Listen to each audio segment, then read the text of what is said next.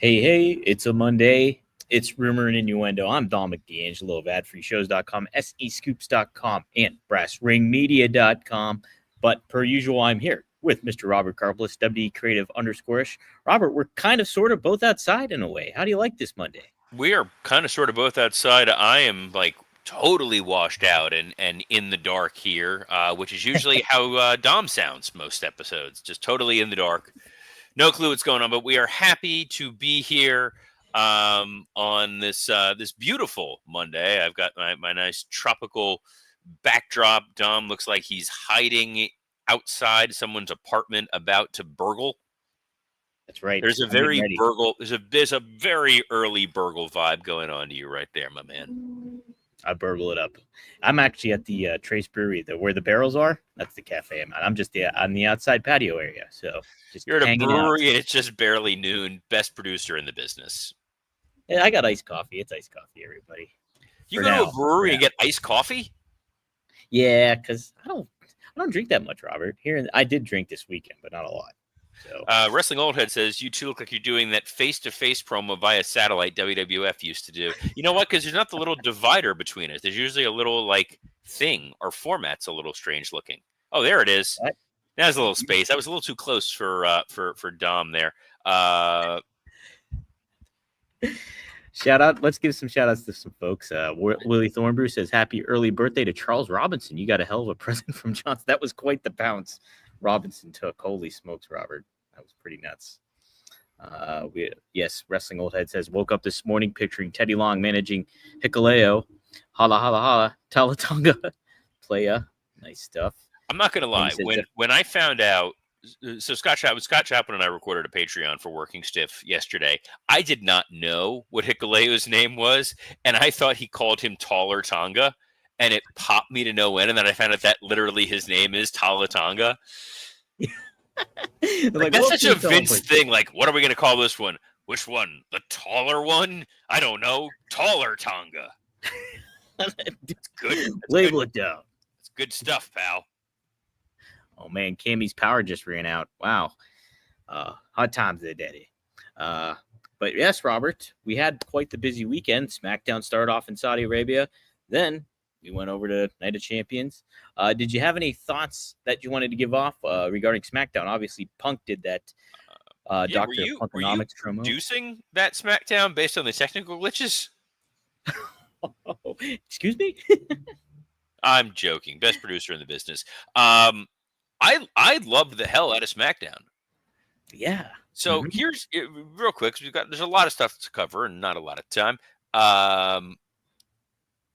The Cody Randy promo, even though they had the technical glitches and all that, did a really nice job of setting up why there were stakes involved for both of these guys, why they both wanted / needed to win. And any opportunity where you're making a situation feel immediate and desperate for both guys, it makes for a better match. So the idea that we're incorporating legacy, we're incorporating their genuine mentor-mentee relationship, and that both Randy and Cody have reasons to want to beat up John Cena, it was a very solid promo.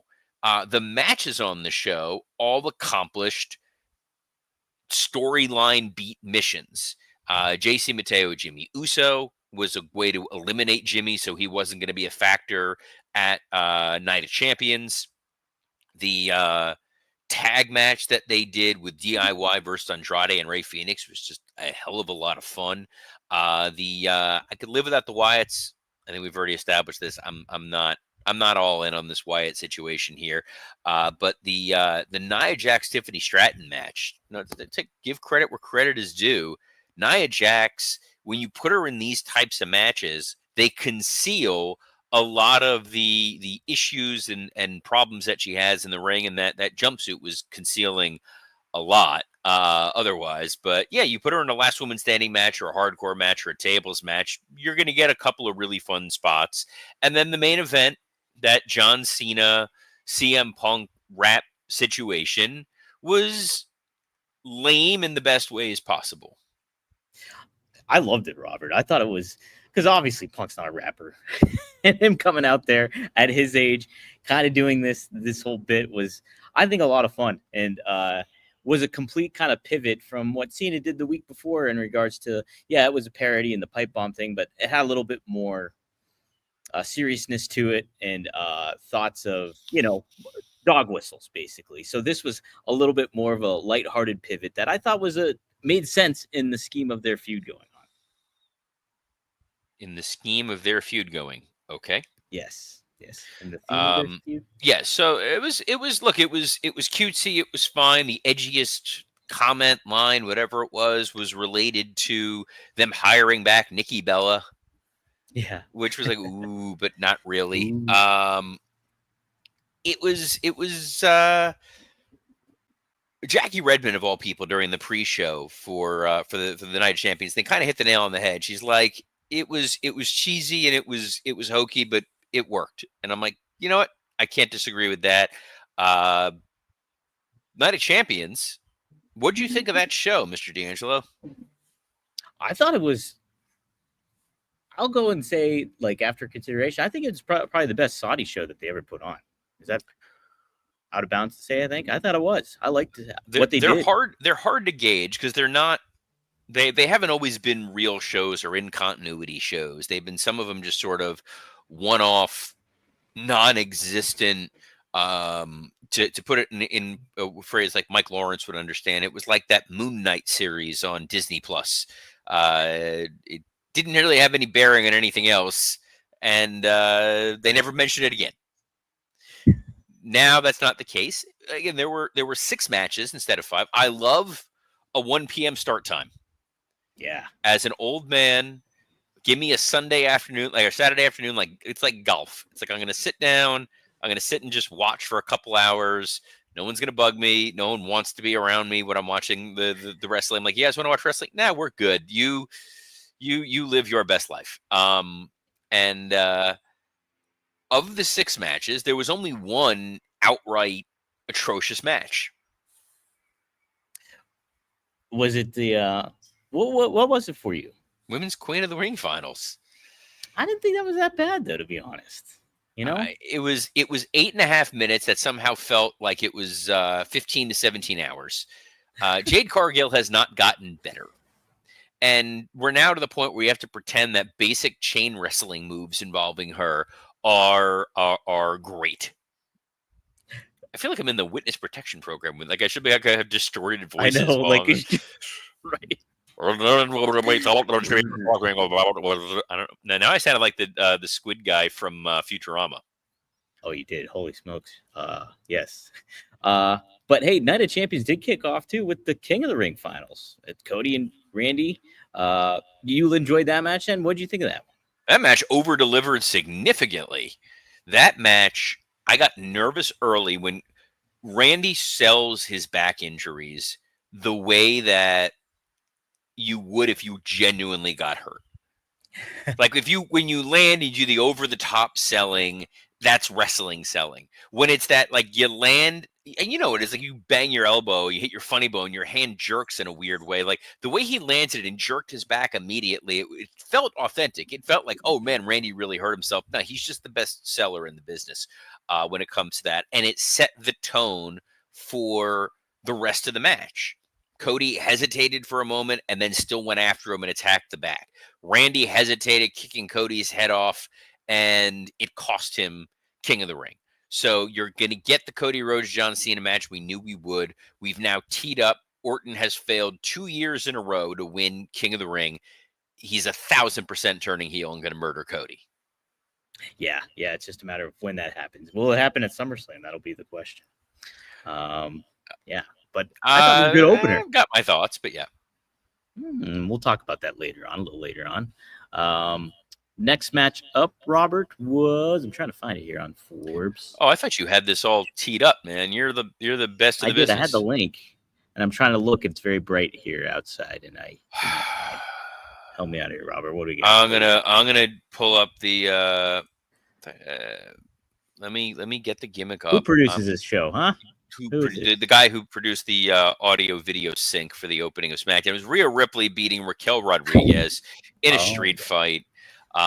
look, again, Raquel Rodriguez, similar to Nia Jax, you're going to be able to accentuate the positives and hide the negatives when you put her into this type of match where it's a lot of gaga, a lot of hardcore, not asking you to do anything other than move from spot to spot to spot. She did that well. Mhm. Roxanne Perez showing up looking like she sprung off of Raquel, like in Cloverfield, where like the little things come off the big thing. It's kind of what it looked like here.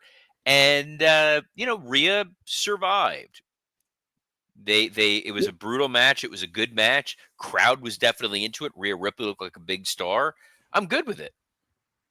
Yeah, I like the finish too. I thought it was cool that she didn't actually put her through the table, but she used the table to get the win.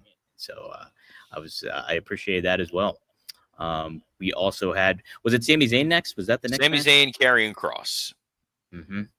Uh, so I thought this was going to be prolonged. We're going to have maybe something else happen further with these guys, but this almost seems like a one-off now, Robert. Does it, or do you think it? Do you think it differently now?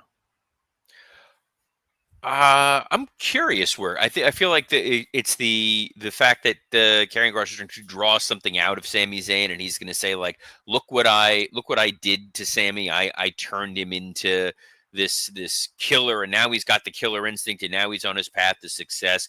I still maintain I want to see Sami Zayn be the number one contender. I want to see him beat Gunther at SummerSlam, only to lose it seconds later to Seth Rollins. I think Sammy is at his best where you want to see him succeed, and then he gets the rug pulled out from under him. Right, right. That'd be an interesting route to take. We'll have to see what all pans out here forthcoming with I Saturday do Night like seeing Adventure. Karrion Kross take back bumps, since I know that was a weird thing on the internet for like a couple days. That was very strange. I did not understand that. Especially because in that Scott touched that to us too. It's like in the exact match they were referencing, he took back bumps. So the whole thing was so weird. stupid. So weird. Hey, this wasn't stupid though. United States Championship match. Jacob Fatu taking. Oh, you finally pulled up the card. I love it. Best in the world. And I Hey, can see too. if you listened to Working Stiff with myself and Scott Chaplin and guest star Kevin Kellum, Yeah. called this one beat by beat. That it was going to be Solo winning, that you were going to get a return of either Tama Tonga or Tongaloa, and that eventually you would get Hikuleo to help interfere. This was the right decision. Solo as king of the mid card is the right spot for him.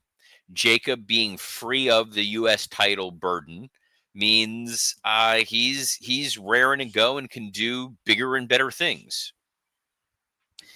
Yeah, I think it brought a little bit more cachet back to the bloodline. What we're getting here, obviously with Solo and Hikuleo coming in the fold and the two returning. So yeah, I think I liked it. I liked just more storytelling elements that made sense and progressed things further for not just Solo but Jacob as well. For what's So Wrestling Old Head says the new bloodline is looking more like Team New Japan Pro Wrestling. Here's kind of what I like about this iteration of the bloodline. Mm-hmm. We have Solo in charge. You've got JC Mateo, Tama Tonga, Tongaloa, Hikuleo. The nice thing about this group, as it stands currently, is they are all sort of outsiders who weren't going to be signed by the WWE, and they were brought in by Solo. And unlike with Jacob Fatu, there is no chance that anyone is going to outshine Solo. Solo is going to be the focal point of this group going forward. No one's all of a sudden going to be like Hikuleo heads, and they're going to be like, "Man, we got to see that guy win the world title." It's like, no, this can slow down. It can mature for a little while. It's a good core heel stable. So you don't think there'll be Talabalas? Talabalas. You can't see my face right now, and I'm happy about that. I was not happy about the Jade Cargill Asuka match in the fact that Jade couldn't like second year in a row. Somehow someone botches the pin to finish the King or Queen of the Ring. Thankfully, though, the camera angle kind of covered it up a little bit. It did a little bit. But there was the main event. Mm-hmm.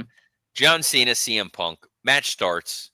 That crowd all pull out their phones. They got the flashlights on. It gave the old school flashbulb feel. Loved it. Yeah. Sold American style, Dom.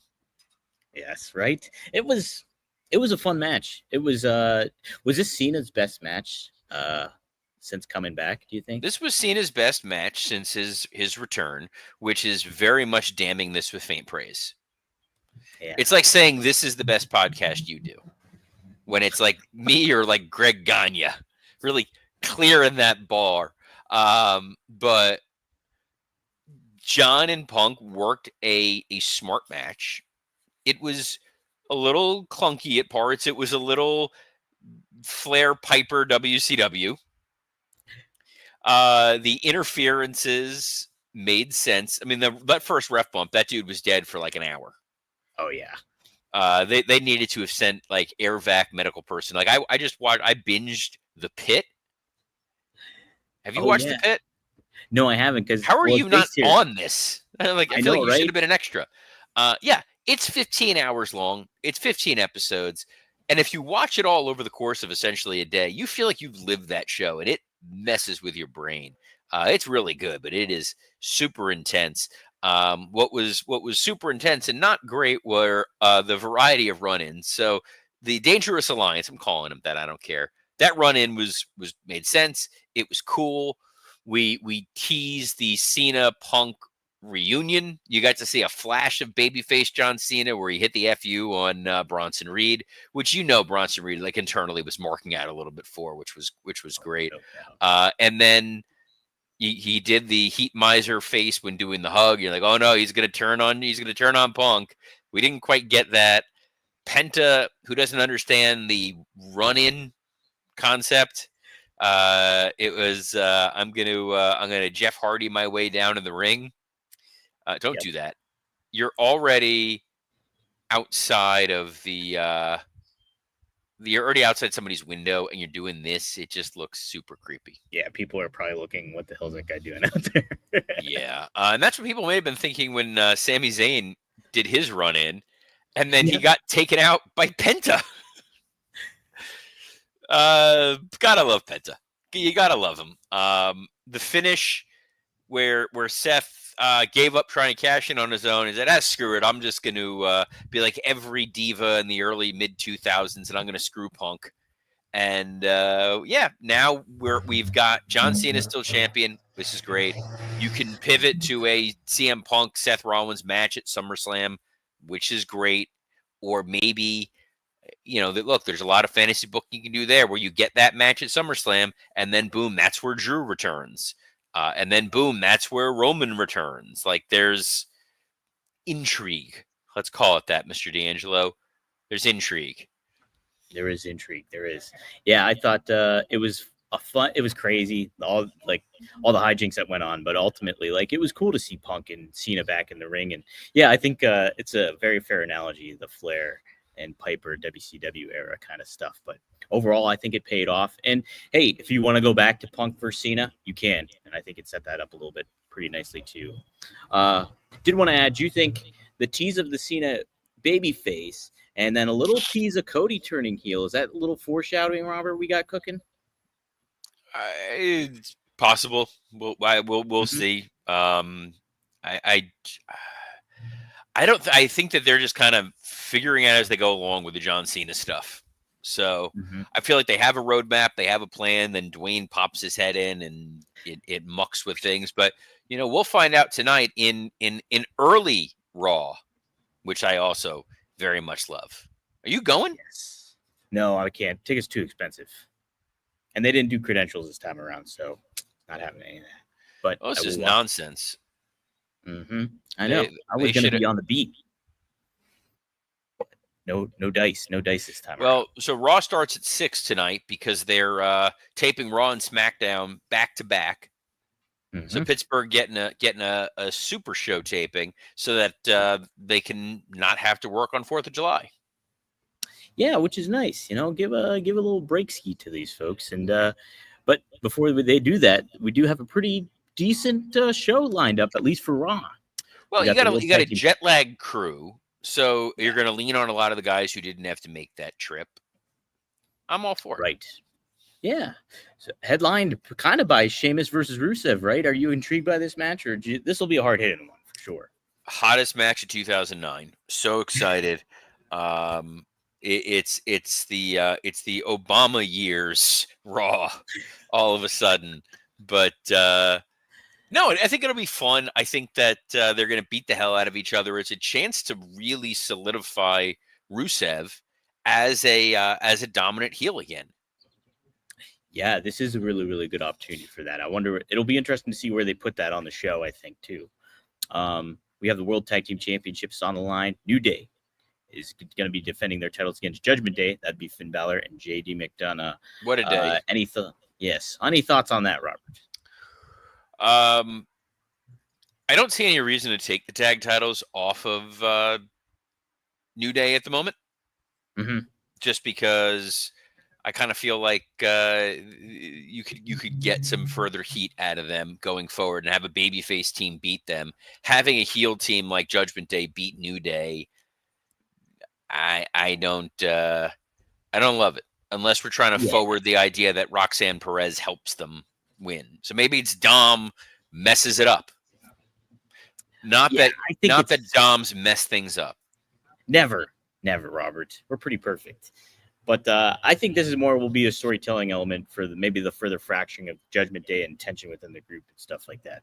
Well, we're getting some further storytelling in Penta and Sami Zayn versus Bronson Reed and Braun Breaker. So we're getting the ancillary characters and the Punk Rollins feud going at it. Should be a great match.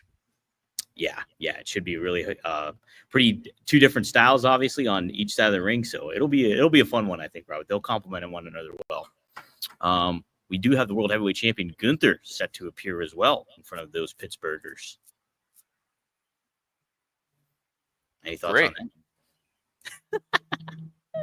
I can't pretend to be excited about that. Much like Gunther himself, I can't pretend to be excited about this Gunther Goldberg thing. Like, he's so clearly phoning it in that me just being like, oh, Gunther's gonna talk about people being next and Jack Hammers.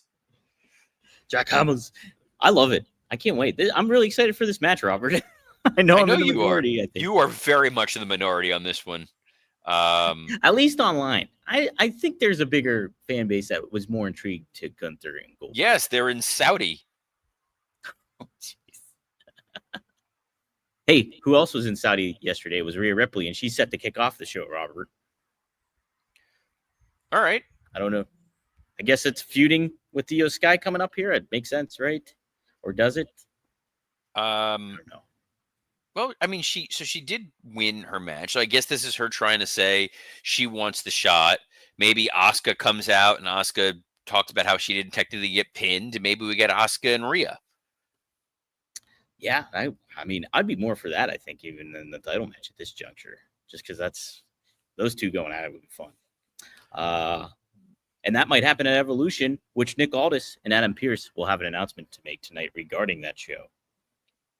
I'm guessing it'll be something about the women's tag titles, the most cursed championships in all of wrestling. Those titles were built on a Native American burial ground, clearly from the bones of like a gypsy witch. It's every time someone holds those titles, they wind up cursed or worse, stuck in AEW. So we will see. But we will be back tomorrow, not at 6 p.m. We'll be back at regular time tomorrow. It's at noon Eastern for a little more rumor and innuendo. I will probably be outside here. Just it's nice, it's beautiful out. Got the palm trees. Dom hiding in an alleyway like a rat fink, like Master Splinter. And but we'll be where we're going to be, but we're also going to be on a plethora of platforms, including the WW Creative _ISH X account, the @Dominic D'Angelo X account, the @SE Scoops X account, and on YouTube on ad-free shows and rumor and innuendo. So on behalf of the man too talented for sleeves, Dominic D'Angelo, I'm Robert Karpelis. Best of luck in your future endeavors. Terry Funk forever. Happy birthday, Terry. And Cody Rhodes.